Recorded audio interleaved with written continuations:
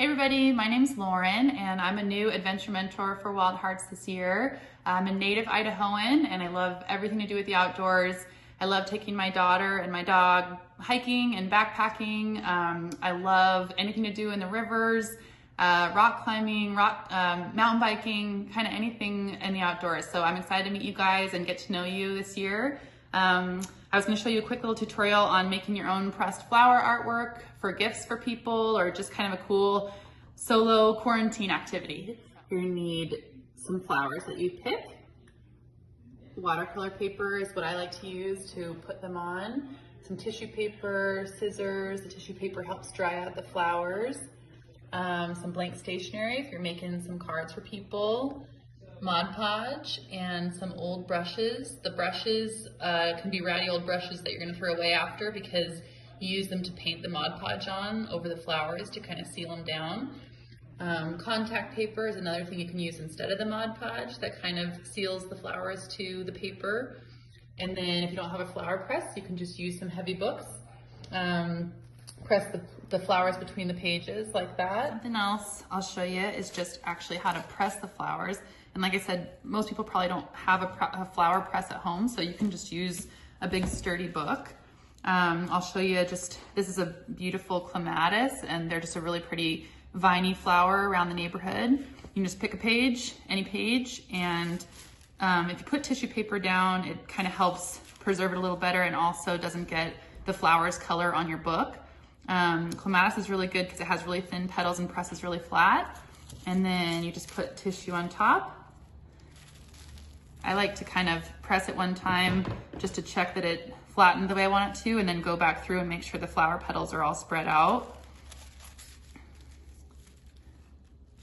You can pick another page, do these little yellow guys. And again, you can just put them straight on the page or you can get some tissue paper, but then press those down, make sure they flattened out the way we want. Some of the petals got squished, so we'll open those up.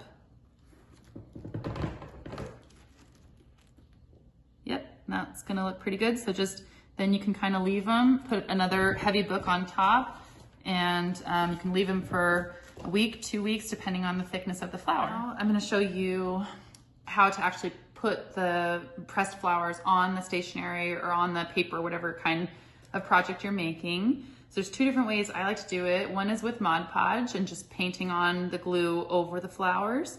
So I do that without even putting the flowers down or anything. Sometimes I'll take a picture ahead of time so that I know exactly how I want everything to lay. But I'll just kind of pick up one of the flowers, put some of the Mod Podge on the back just to kind of get started. And then take the Mod Podge and you can just paint it straight over.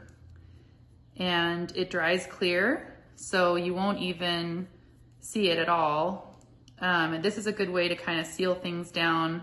The cards I have in front of me are all done with contact paper, which is kind of the next thing I'll show you. And those are great too, but it just kind of has a glossy film over the top of everything. So if you don't want to have that barrier over the top of the flowers, Mod Podge is just a really good way to do it kind of quickly. And the only thing is it doesn't quite protect the flowers as much as the contact paper would. So you can kind of mess around with either method and see which one you like more. But there's the Mod Podge method. And then contact paper for this other one here, you just cut your contact paper the size of the front of the card, get some blank stationery. Again, you don't even have to press the flowers down ahead of time. You peel it off, and then you can just set it straight on the flowers, and they stick. And then you just seal it down and kind of press all the air bubbles out of it. And there you go. So here's a couple different gift ideas you can do. The first is one I did for my aunt's 70th birthday. She really loves dragonflies. The next here is something that I did for my daughter's nursery. You can pick a cool song lyric or poem that you really like and just do the pressed flower work around the hand lettering. These next ones are stationery that I made for my mom that she just had matted and framed. You can make bookmarks. You can do all kinds of different gift ideas for people. All right, well, thanks for watching, everybody. It was fun getting to virtually hang out with you today. Go try this out sometime. It's pretty fun to go make cards for people or presents. So go see if it's cool to pick some flowers in your family yard, and hopefully I'll get to see you in person sometime soon. Bye.